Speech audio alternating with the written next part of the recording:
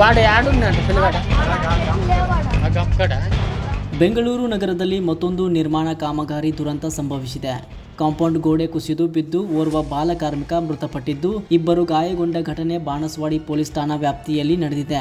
ಭಾನುವಾರ ಮಧ್ಯಾಹ್ನ ನಡೆದ ಭೀಕರ ಅವಘಡದಲ್ಲಿ 17 ವರ್ಷದ ಬೀರೇಶ್ ಮೃತಪಟ್ಟ ದುರ್ದೈವಿ. ಕಾಂಪೌಂಡ್ ನಿರ್ಮಾಣ ಕಾಮಗಾರಿ ನಡೆಯುತ್ತಿದ್ದ ವೇಳೆ ಏಕಾಏಕಿ ಗೋಡೆ ಕುಸಿದು ಬಿದ್ದ ಪರಿಣಾಮ ಕಾರ್ಮಿಕರು ಅವಶೇಷಗಳ ಅಡಿ ಸಿಲುಕಿಕೊಂಡಿದ್ದಾರೆ. ಘಟನೆಯಲ್ಲಿ ಧೂಳಪ್ಪ ಸೇರಿದಂತೆ ಇಬ್ಬರು ಕಾರ್ಮಿಕರಿಗೆ ಗಂಭೀರ ಗಾಯಗಳಾಗಿದ್ದು, ತಕ್ಷಣ ಅವರನ್ನು ಸಮೀಪದ ಆಸ್ಪತ್ರೆಗೆ ದಾಖಲಿಸಿ ಚಿಕಿತ್ಸೆ ನೀಡಲಾಗುತ್ತಿದೆ. ಸ್ಥಳಕ್ಕೆ ಪೊಲೀಸರು ಹಾಗೂ ರಕ್ಷಣಾ ಸಿಬ್ಬಂದಿ ಭೇಟಿ ನೀಡಿ ಪರಿಶೀಲನೆ ನಡೆಸಿದ್ದು, ನಿರ್ಲಕ್ಷ್ಯವೇ ಅವಘಡಕ್ಕೆ ಕಾರಣ ಎಂಬ ಬಗ್ಗೆ ಬಾಣಸ್ವಾಡಿ ಪೊಲೀಸರು ತನಿಖೆ ಕೈಗೊಂಡಿದ್ದಾರೆ. ಒಟ್ಟಿನಲ್ಲಿ ನಿರ್ಮಾಣ ಕಾಮಗಾರಿಗಳಲ್ಲಿ ಸುರಕ್ಷತಾ ಕ್ರಮಗಳ ಕೊರತೆಯಿಂದ ಮತ್ತೊಂದು ಅಮಾಯಕ ಜೀವ ಬಲಿಯಾಗಿದ್ದು, ಕಾರ್ಮಿಕರ ಸುರಕ್ಷತೆ ಬಗ್ಗೆ ಮತ್ತೆ ಪ್ರಶ್ನೆಗಳು ಉದ್ಭವಿಸಿವೆ. ఇప్పుడు తీసింది